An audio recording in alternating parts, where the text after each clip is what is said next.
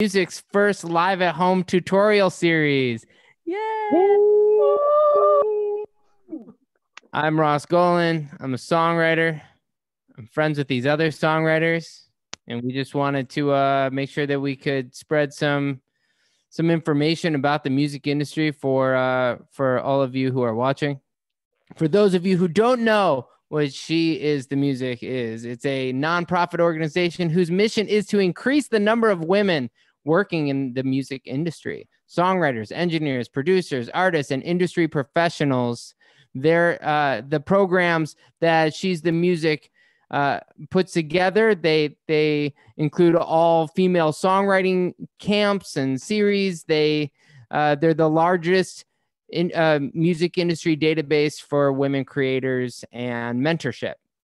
This series was originally ideated during quarantine to develop the next generation of women in music.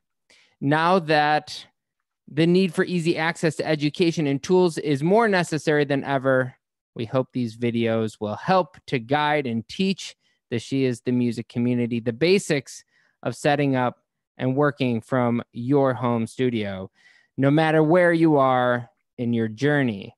So I'd like to introduce our incredible team today who have taken time to be a part of this. Let's start with Emily Warren, my friend, hit songwriter. She's great. Alex Hope, hit songwriter, producer. She's also great. And Kenny Beats, hit songwriter, producer. He's cool. So let's start. I guess, we just should start from the beginning. I know everybody sort of has their own thing that they're going to talk about. I'll let you guys kind of take it from here and maybe throw in a few questions along the way. Emily Warren, you want to start? Sure. Do it. What am I saying? That's a good question. Because I don't know. I mean, everyone has their thing. Let me see. What do we got here? These are some questions that I have to ask you guys. So I guess we can go from that. When writing your tracks, what are some staple tips for getting a great vocal mix that feels like a question that you can get elsewhere? Tell me about what it's like to be a writer in the music business right now, being a woman writer in the music business. It's funny. I had to write something out this morning that is on topic for this, but I'm actually, funny enough, it's not funny at all, listening to a podcast about the Harvey Weinstein thing that went down, and I was writing something in conjunction with listening to that, and recognizing how much everything has shifted from my perspective in the last 4, 5-ish years. This is more about writing probably than recording, but I've just noticed that everything has changed kind of in the room, and what people are suggesting and not suggesting, and what people are talking about and know to not talk about anymore. Anyways, I was just talking about that this morning. So do you think that the music industry is more open to listening to music written by women now than they were before? I know that one of the statistics that we talk a lot about is how the percentage of songs written by women in the music business is lower than it should be. I believe it's fewer than 20% of songs that actually get cut are written by women. Yeah. Do you feel like that tide is changing, or is it sort of status quo? Yeah, I think when I started out, there weren't that many female writers, and certainly Alex is legit the only female producer that I know.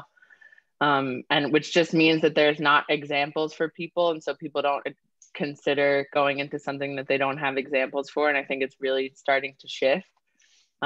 So obviously the numbers and the percentages are still really low, but I do think that it is changing. So that's been awesome. Alex, being one of the most accomplished female producers in the business, do you find that people listen to the music that you submit differently one way or the other because of being female? Or do you think that, does it give certain opportunities? Does it take away certain opportunities? I mean, I don't think I mean, I hope people don't listen to it differently. I think I'm also lucky that my name is Alex and not Alexandra, because half the time nobody knows, which is kind of nice. But I don't know. I definitely think like working, especially with like young female artists, I think that's been really just like nice, because I feel like, yeah, I mean, there are so few female producers, and just to kind of be in a different environment in a way. But I don't think I mean, I don't think it changes the way, yeah, people listen to it, but I just think the studio environment feels a little different. I don't One of know. the What do you questions that we've asked a lot is, and what we've been trying to do is figure out ways for women to become executive producers on records, regardless if the artist is female or male. Do you feel like, I feel like you're next in line to be, a super producer of types. There really just aren't that many people that are accomplished like you are, period. Do you feel like those opportunities can happen for you in one way or another in the future? Yeah, I think so. I mean, I'm lucky that my parents were very much like, you can do whatever you want to do. Like, there's no kind of, you can't do this because you're a girl, or you should do this because it was always just, yeah, I always kind of didn't know that the percentages were the way they were until I moved to America, because I thought it was maybe just like an Australian issue that there kind of weren't many female producers. And then when I moved out here, I was like, oh, it's like a worldwide problem, And so, yeah, no, I definitely feel like it is changing. And I think, yeah, artists are seeking out to just work with different people, and yeah, I agree with Emily. I feel like when I started there, I was really hard to find, yeah, like kind of role models or other people that were doing it. And then now I definitely feel like it's slowly starting to change, which is awesome. Kenny, how can we, as how do you think we can bring in more women writers in projects? I think it's not just a matter of bringing in more women into projects. It's a matter of speaking on what they're doing on the projects you're already working on with them. I found that to be a huge thing with a lot of female artists I work with and female producers I work with as well, that just because someone like, let's say, a Clairo or a King Princess or a Rico Nasty or a Lauryn Hill or Erykah Badu is the artist, people don't understand that these women also produce their records in a big way and have a lot to say and all these things. And when I speak on any record I work on with any women artists at all, I like to say what they had as far as their inclusion in the production and the vocal production and all these different aspects that people might not normally attribute because they're the artist or because they don't have this necessary like credit on Spotify. I really, you can't say that like, oh, I just fill my week with a normal amount of schedules or normal amount of scheduling, and I don't realize how many sessions are male, how many sessions are female. You do realize it's overwhelmingly, you're getting in with a lot of guys all the time.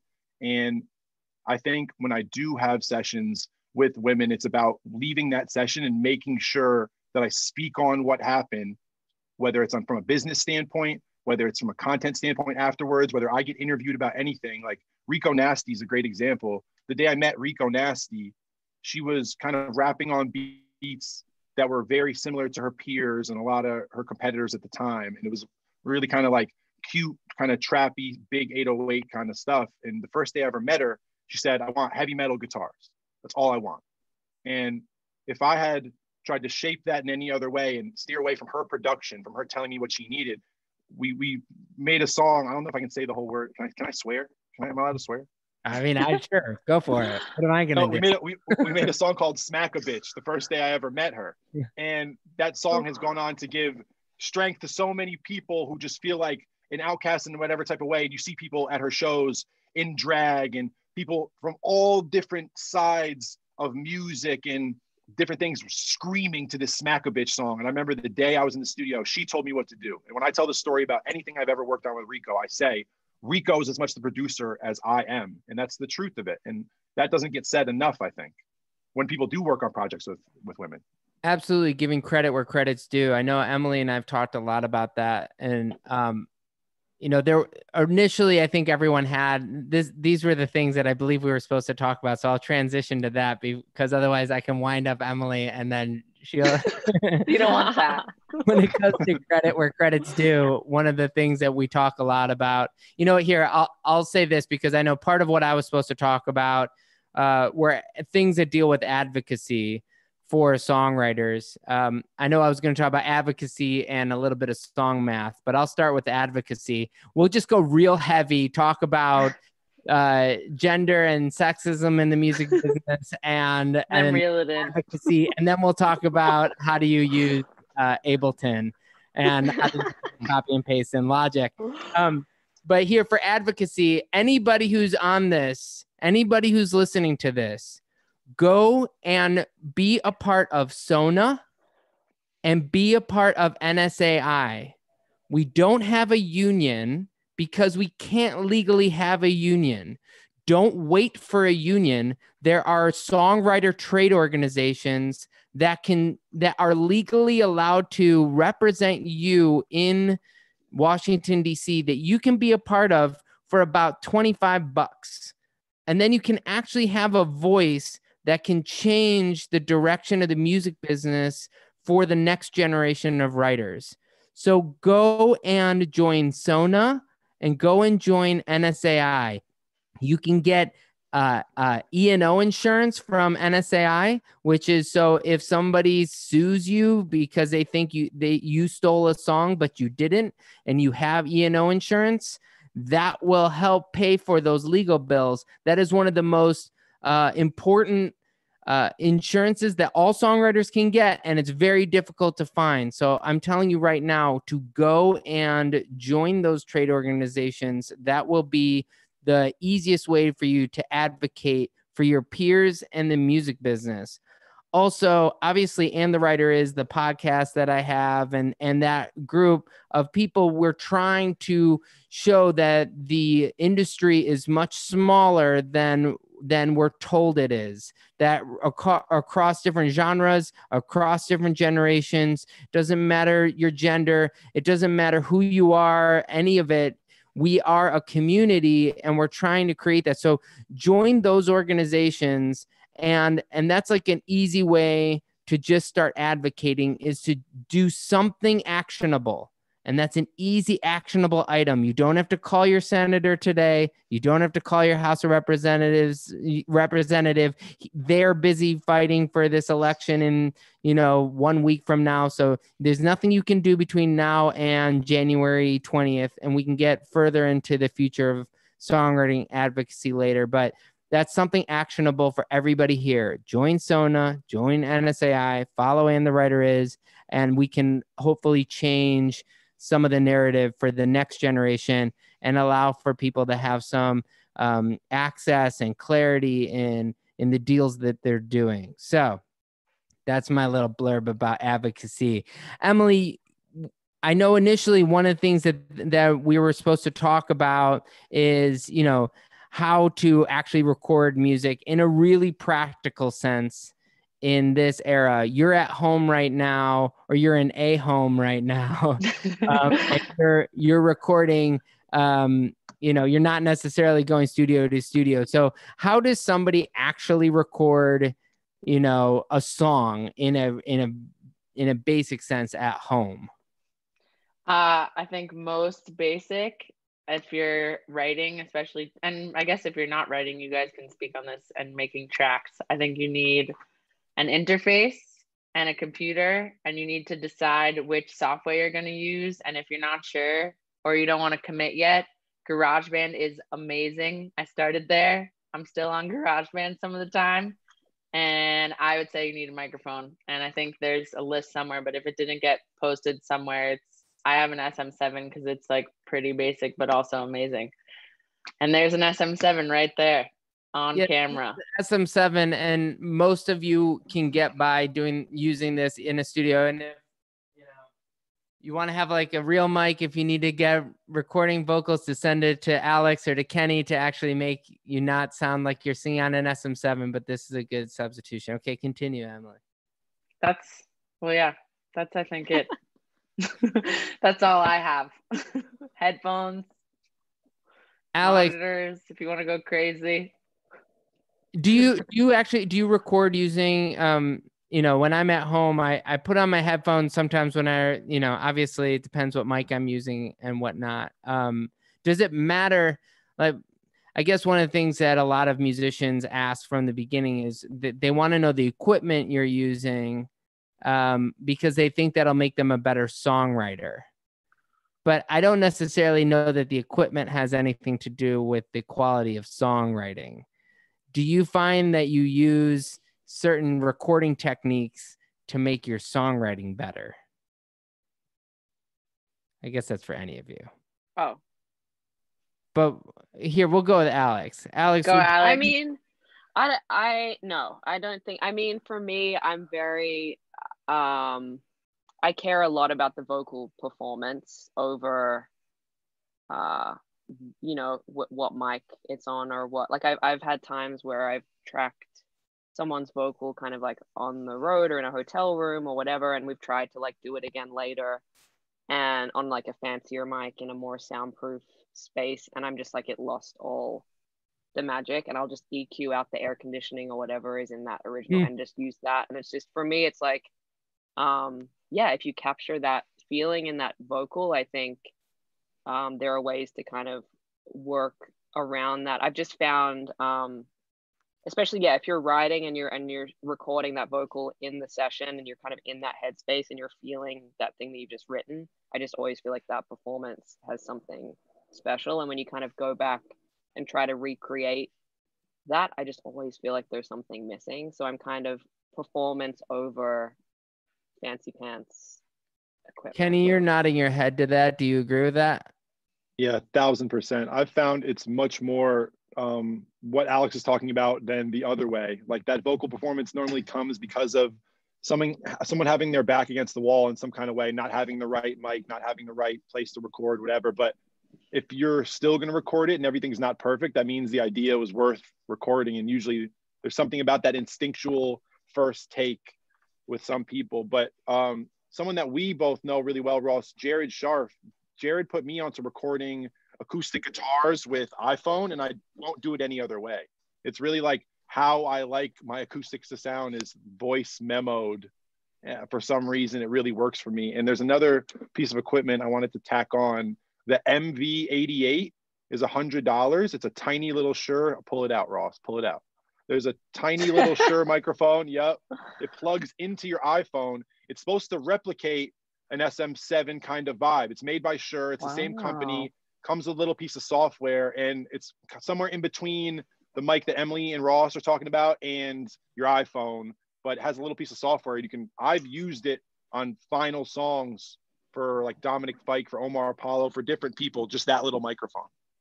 Sick. It's really useful to have. I mean, I got it because I was flying next to a Hall of Fame guitarist, and I said, and I was just thinking, man, if I had a good enough microphone, I would have been able to do an interview on a flight. Instead, we ended up just drinking together. But I had an opportunity to also not just drink with him, but to actually record him. And I just didn't have a mic. So I got that mic, but now I also record all my guitars on that. And then your phone compresses everything naturally. And since we're so used to listening to music that is overly compressed and through your phone, that why not also record some of it through that? It may actually just sound more natural than if you're trying to squeeze guitars recorded on whatever Neumann pencil mics. It might be really difficult to actually make that sound like a relevant thing. It might just be too clean. So that's really good advice. Kenny, one of the things that you use Ableton to record, right? Yeah, for all vocals, all beats, everything. Why? because I didn't want to do something else. Like I had used basic Pro Tools. I used Logic for years. I used GarageBand, like Emily was talking about, for years. I'm very fast in Ableton because producing so much in there and learning all the key commands, I can move my way around pretty quick. When it became time to start tracking people, because I couldn't afford an engineer and I had no other way to get the song done, and I was with an artist, I was like, okay, I'm just going to do it in Ableton, like I'd record a guitar or anything else. And slowly I met a couple engineers, I met a couple people who were doing really big stuff for top shelf artists in Ableton. And I was like, okay, so there's no rule. So you can do your vocals in anything. And now it's a countless amount of people that I work with who record their vocals themselves in any DAW. It's just really about having a template that works for you, a chain that works for you, and making sure the recording is clean. Because at the end of the day, you can take off everything you put on top of that vocal or that instrument or whatever. You can send it to someone to get touched up, just like you were saying earlier, Ross. But I think Ableton is what I use for my production. It didn't make sense to me to have to go learn a whole other DAW. And so for today, by the way, if anyone wants my vocal template for Ableton, I'll make sure that gets sent to all you guys who registered for today. I give that away on my Twitch all the time, but I'll send you guys my vocal template. The way I set it up is there's a beat track, there's a tracking track. Emily has seen me use this with artists before. It's the only thing I use. Like there's a track where you put the beat or whatever you're singing on top of. There's a track called the tracking track where you record. And then there's the main vocal group, ad-lib vocal group. If it's a main vocal, put it anywhere in the main vocal group. If it's a background or an ad-lib, put it anywhere in the ad-lib group.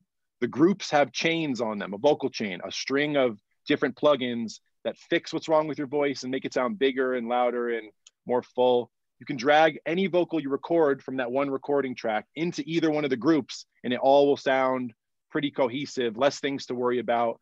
And it's kind of pre-designed with all my reverbs, delays that I use every single day in any session I'm in. So I'll make sure if anybody wants that, who registered for today, they can download that Ableton template. And I think there's a FL version and a Logic version. I'll get all three of those.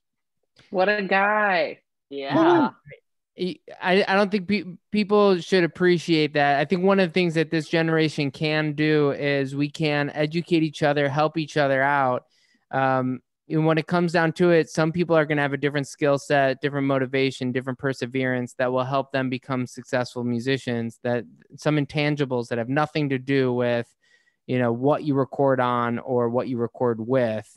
But to supply the tools so those people who do have that skill set that will, come through, like you just, those things are invaluable. There were many generations where you'd have no idea what people were using in studios. So that's really cool, Kenny, that you do that.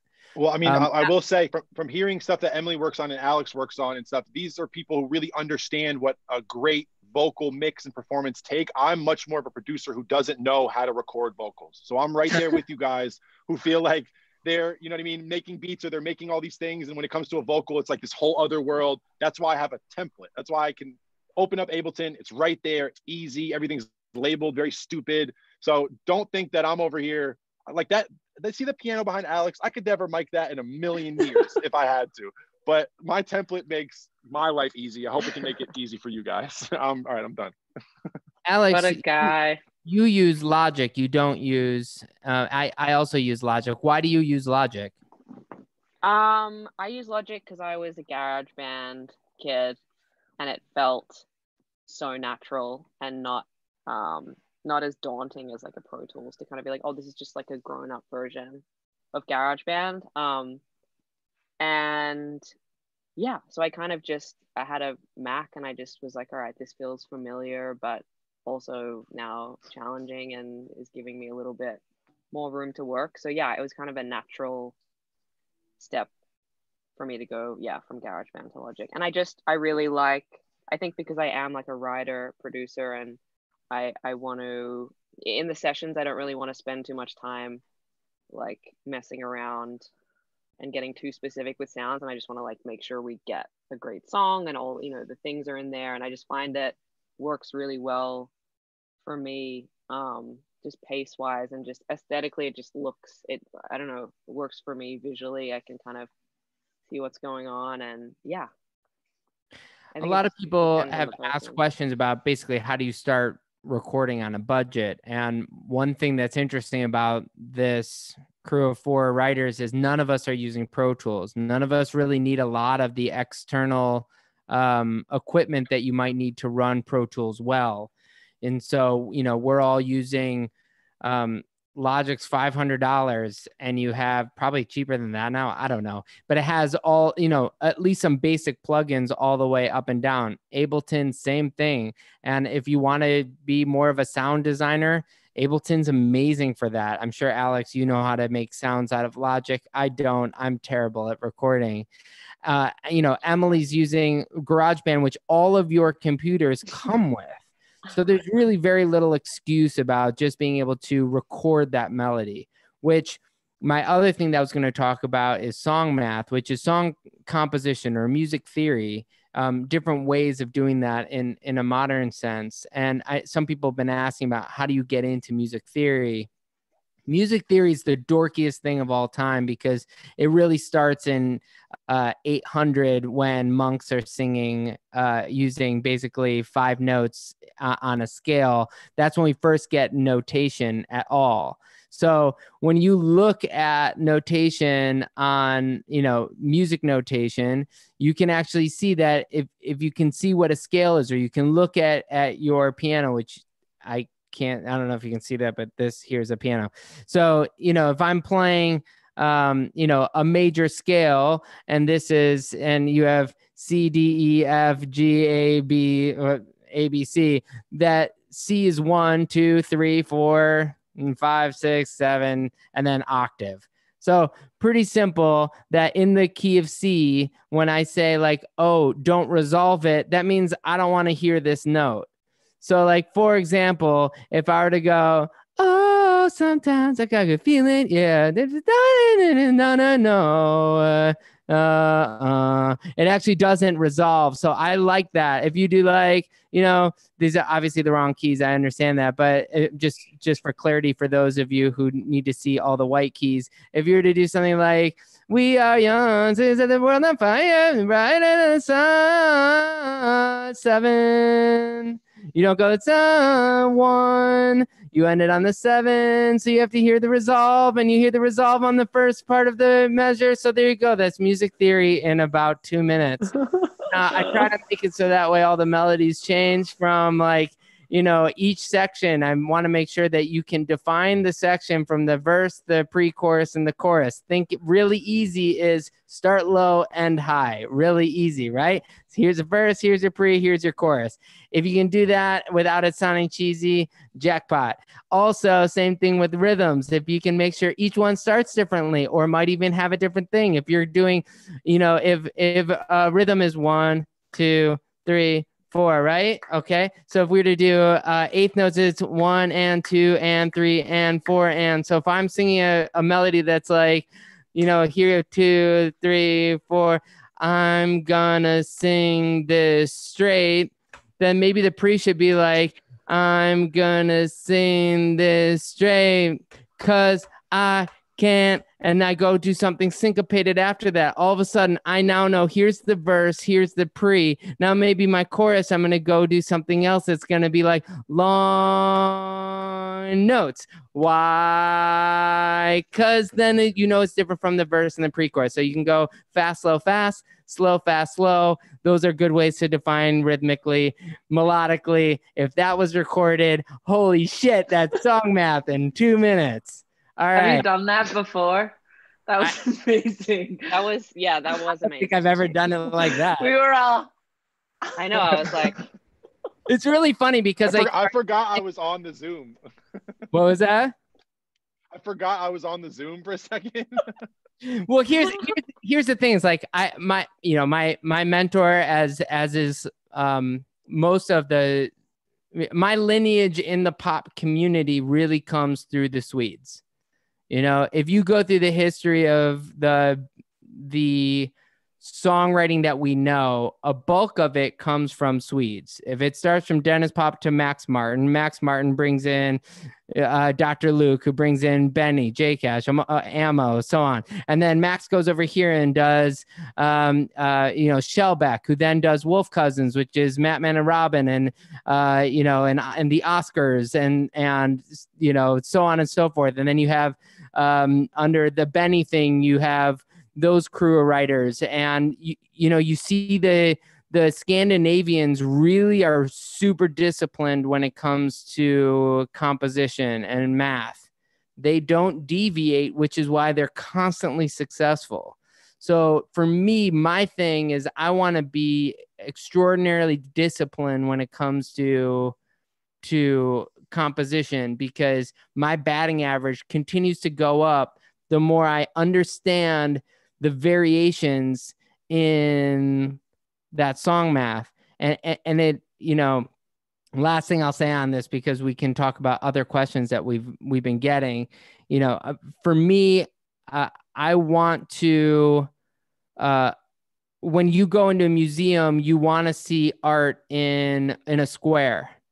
But what makes it exciting is when Picasso does cubism, and then Jackson Pollock does splatter paint, and then you have all these different, you have Basquiat doing this amazing almost pop indigenous art, and then you have this incredible pop art from Warhol, but it's all in the box.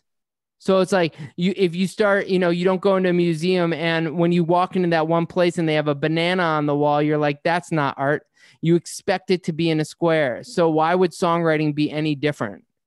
Like, the listener for songwriting wants to hear a song that they can hear as a song. So it's a totally different thing. If you want to write music all day. That is not necessarily my thing. I really like songs, and I love the discipline of song composition. So that's why I wanted to talk about that. Okay. Wow. I had a vitamin B this morning. Okay. So here's some questions. This one's for Emily and Alex. When do you try to find a manager, and where do you even look? I'm so nervous to trust people, especially as a woman. I don't want the men I'd reach out to get the wrong idea. Which one would I? Let's go alphabetically. Alex. Find a manager. I mean, I feel like it depends kind of what is going on and maybe where you're at. My advice is kind of just to keep writing a ton of songs and collaborating. And I feel like you want it to happen somewhat organically. Because I don't feel like you, I don't know. I feel like that's Emily, what do you think?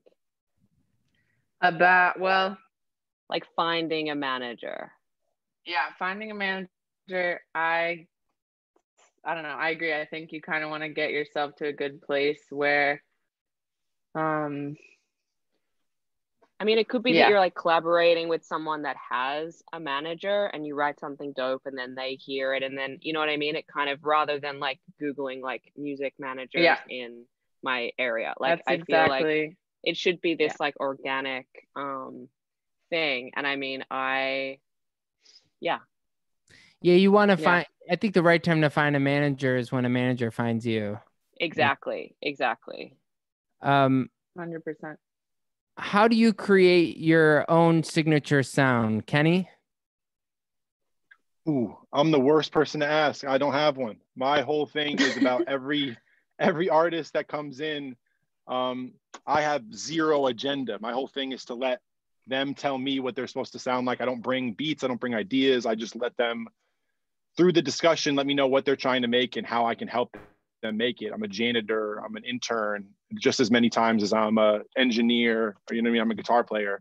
So for me, finding your signature sound, it's tough for me to speak from experience, but the people I work with who have such defined signature writing styles or sounds or production styles or whatever it is. I think it's about making music for you and making music for people you really know. That was what changed it for me. That's my personal advice. When I used to make music for what's going on, likes, clout, everybody on the internet, playlist on DSPs, whatever it was, I had a little bit of success here and there, but I couldn't listen to those songs in 10 years. And I wouldn't be able to play those songs for my friends and have them get excited. If you can play a song for your friend in real life, your family member, someone you actually know, and they really love that song and they look at you and go, wow, I love that song.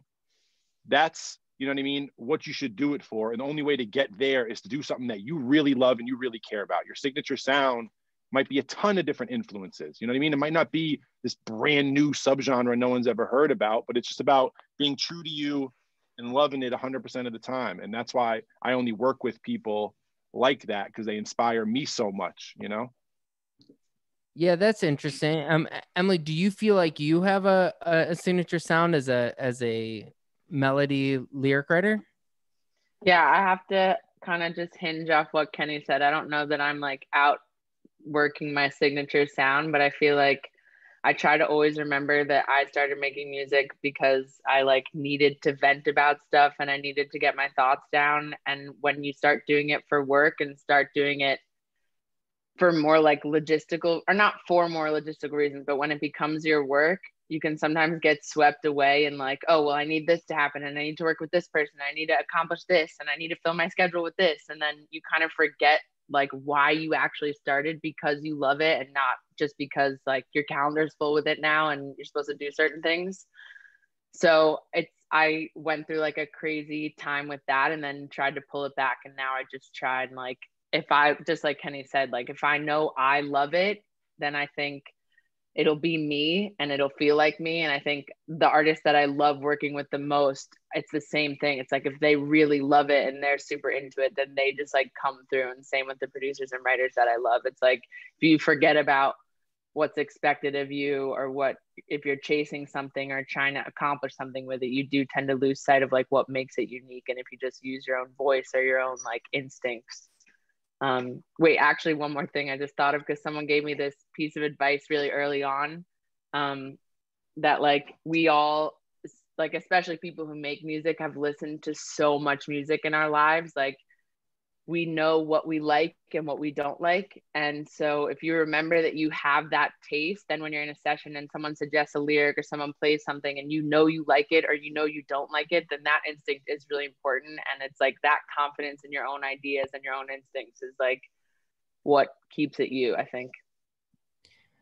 Alex, as a producer who works on, you often work a lot with one artist and do a bulk of an album and whatnot. How much of your sound influences that, you know, ends up seeping into working with an artist?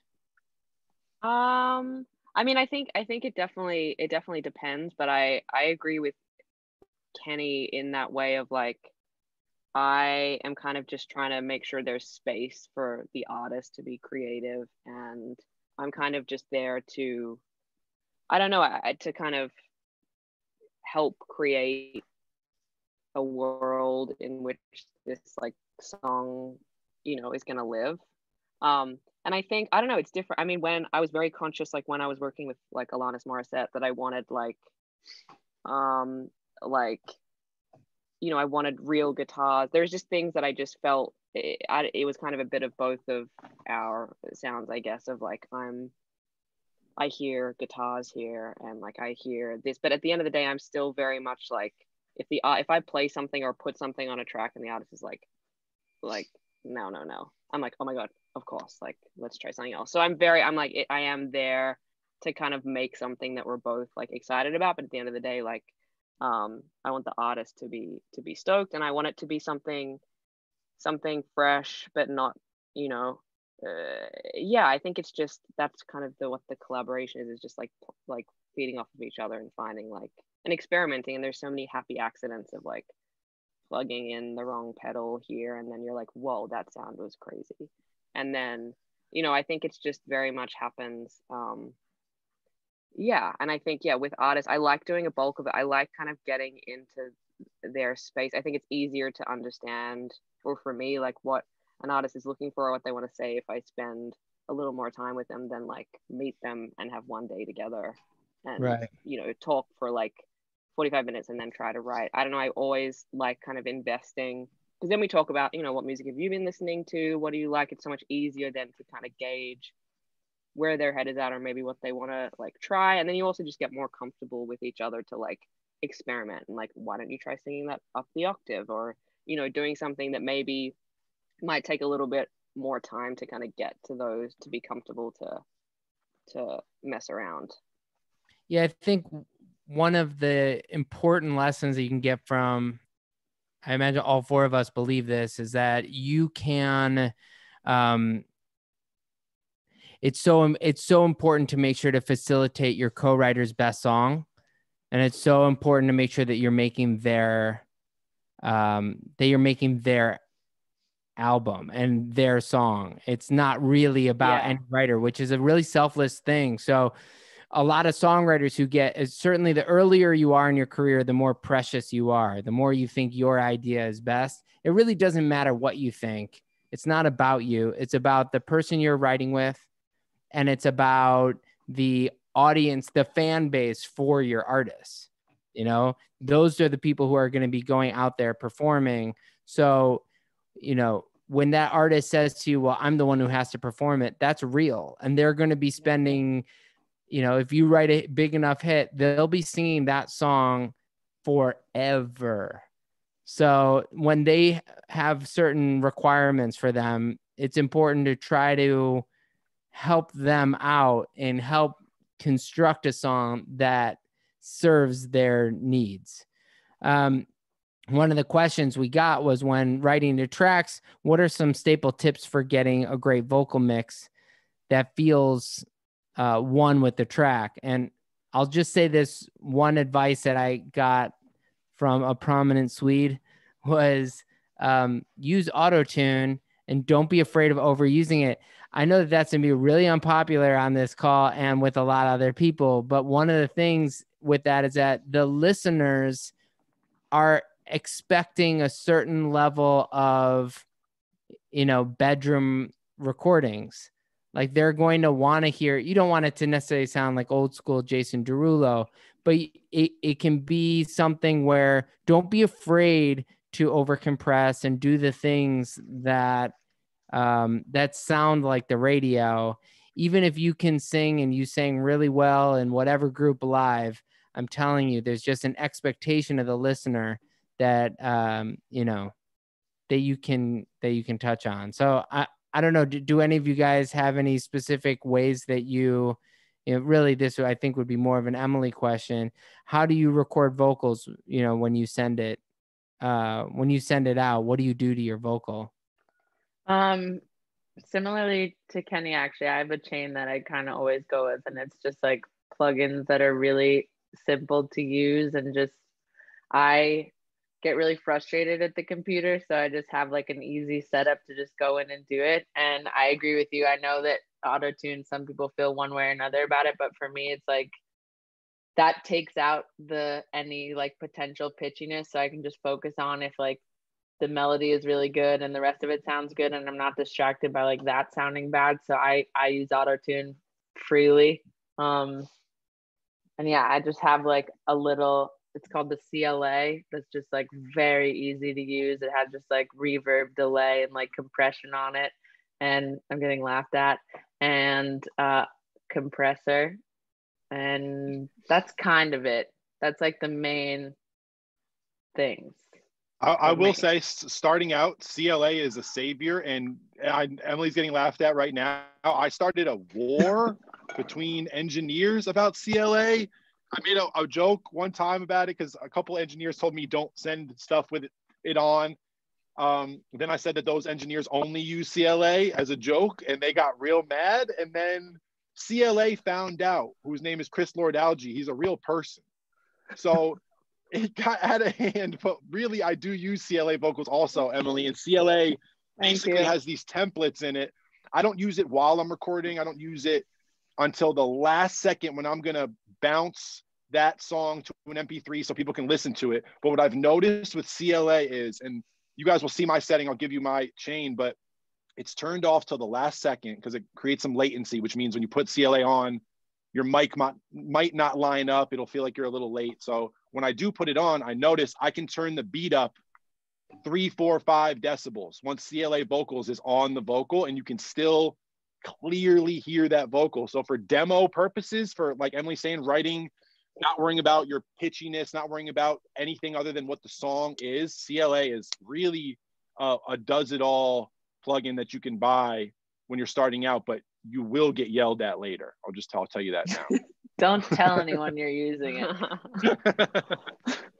Alex, there was a question specific to you that was asking if, and I don't know which video that they're talking about, but it says, does Logic Pro come with all the different instruments and effects as seen in Alex's video?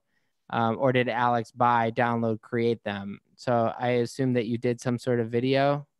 I did a little Logic tutorial, like when you first open it up, like all just like the basics. So I just used, all of that were Logic, like instruments and plugins that come with Logic. And there's a lot. I mean, you use Logic, there's kind of a lot to work with there. No doubt. I will say this, and I hinted towards it earlier, which is that all of these things to make your stuff sound better is important. It is absolutely important, but I can't stress enough that coming in with a unique concept for a song, coming in with a unique melody for that song, coming in with a chord change that's exciting, that might be different, or a bass line that's different, all that stuff is going to end up being more valuable in the end, because you can track on your phone that guitar. And I have demos of me singing almost every song that I've ever had that worked out. I have demos of me singing the idea, at least on my phone, before I got to a studio and just magically came up with some brilliance. Like, that's not how it always works. You should actually do preparation before you go to any session. Have ideas. Don't just even write the title, but then write the concepts, write some rhymes, write some, get in there and try to show up prepared. You wouldn't, I always use professional sports as a metaphor, but you wouldn't just start playing. You'd go and you'd warm up an hour before, 2 hours before. You'd throw a football a lot before you'd go and actually play a game. You'd go and run. You would do these warm-ups, but for some reason, people show up to sessions right out of the car. They've just been listening to something, and then they're supposed to create something magical, but you could, in theory, warm up to before you ever go to a session and really think about what you want to say that day. And I promise you that session is going to be more fruitful if you take a little bit of time before you ever even get there. That said, one question was basically, how do you build your community? How do you find collaborations? Where do you guys go? Where did you guys go when you started to meet some of your co-writers? We'll go around again. Let's go alphabetically. Alex, you first. I mean, at the start, I started, I guess I was just writing songs on my own in my bedroom and tracking them on GarageBand and making little, demo CDs. And then I would go to APRA events, which is like the Australian version of, BMI ASCAP, and try to give them to anyone and everyone. But it was, I mean, I was lucky that and I was like, sending CDs to publishers and doing all that stuff you do as a teenager, thinking that someone's going to hear it and all your dreams going to come true the next day. But it led me to kind of, you should work with this person, or someone heard it. They're like, oh, that's really cool. You want to come in the studio and write a song and collaborate? And then it's almost like once you do that first one, it just like really, opens up. You work with someone and then they're like, oh, we should bring this third person in next time, and then meet them and they have a whole community, and it kind of just very quickly like snowballs. It's kind of, I feel like it's difficult when you're not in it. It feels really far away and like a really difficult thing to find people to collaborate with. But I think I mean, online now, obviously, because of what's going down, But I feel like there's a lot of creatives that are down to collaborate, and it's just finding those people, because once you do, it then just keeps opening kind of more doors, and you'll just keep meeting more people, and some co-writes will be horrible and some will be great, and yeah. Emily, how did you start? Funny that you say, is it APRA, Alex? APRA.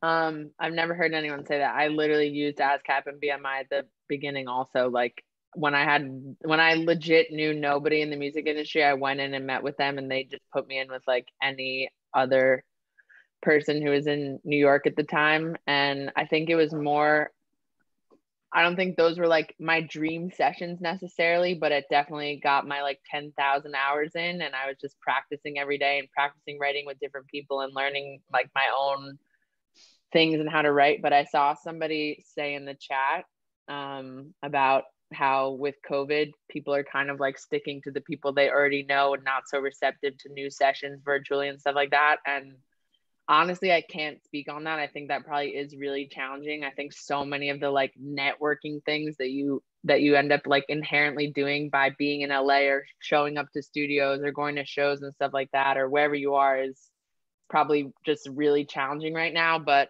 like Alex also said, I think because of that, everyone has turned to online. Like people are starting ideas and sending them, or writing over things because they have their own setup at home now, which is what this whole like project is about now. So I think it's about probably adapting and finding people and sending stuff around. I try to listen to everything that gets sent to me. I know that it's like, it feels crazy to like cold email or DM people, but it's always worth doing. And even if it's not like your dream thing, like still reaching out to people that you think are cool and you want to work with, or you want to like send stuff to, is always a good route. I think. How did you start meeting people?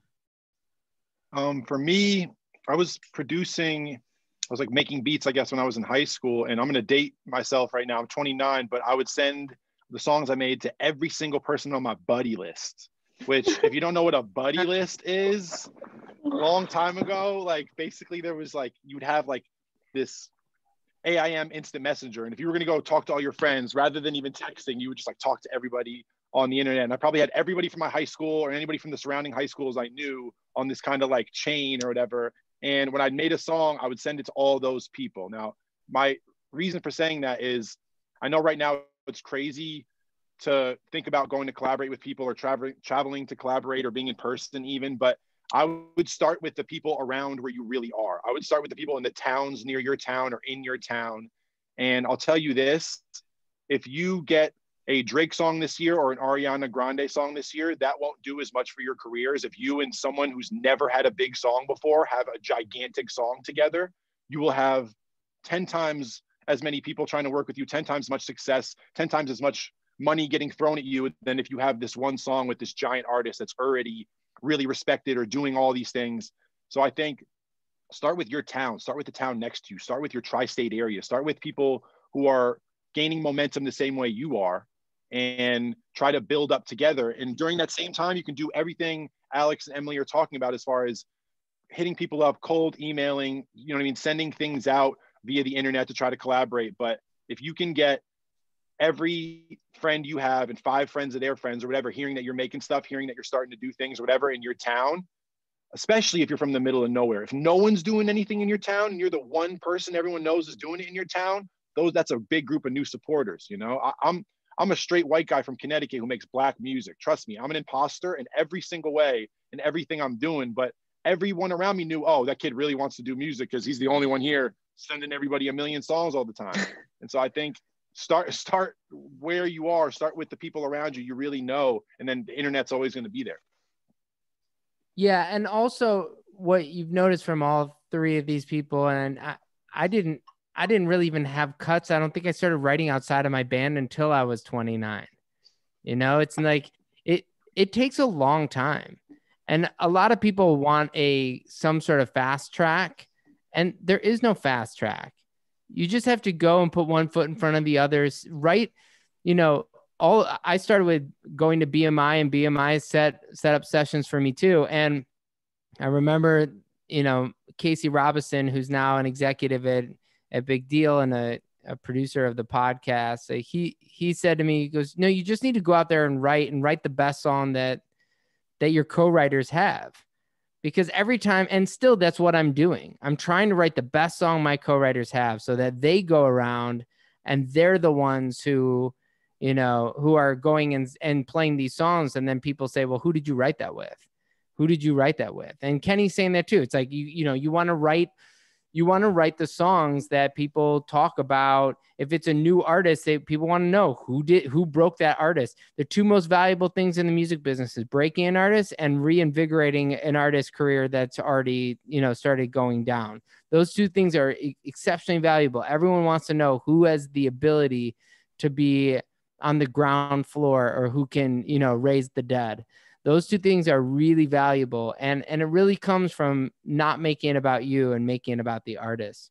I know we have to close out, so I'll ask one more question, which is, first of all, I did see somebody mention about how to make it, you know, living in another country like India.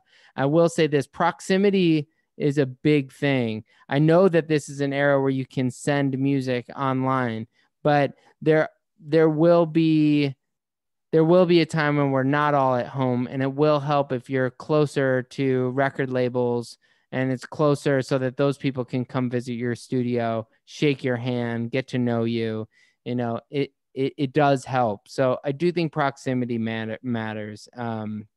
I know that question was for Kenny and for Emily, and I'm sorry, but in lieu of time, that's what I'm gonna answer it on their behalf. But yeah, so what is some advice that you guys would give younger self?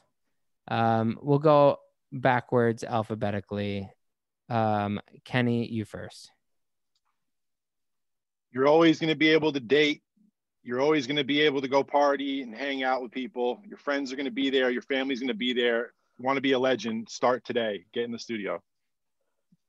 Wow. Damn. I can't top that. That's it. And that's our show. I really, that's probably how we should close out. Thank you guys all for tuning in. Alex, Kenny, Emily, me, we appreciate you guys. And, you know, again, this is all about community. You know, whether we're all in the same music industry. If you're listening to this, you're just in the beginning part of the music industry, or you're not. I don't know who you are, because there's like 400 of you people, but we're all in the same community and we all fight for each other. So that, you know, don't forget that the people around you, we're all fighting for each other, and make sure that you celebrate the successes of your peers, because that's going to move you forward when you don't make it all about you. I promise you that. So again, thank you so much. And I guess, do we just click off? Is that how this goes? Is that how this Hi, guys. All right, so Alex, Emily, Kenny, on the count of 3, we'll click the leave button. 1, 2, we're out!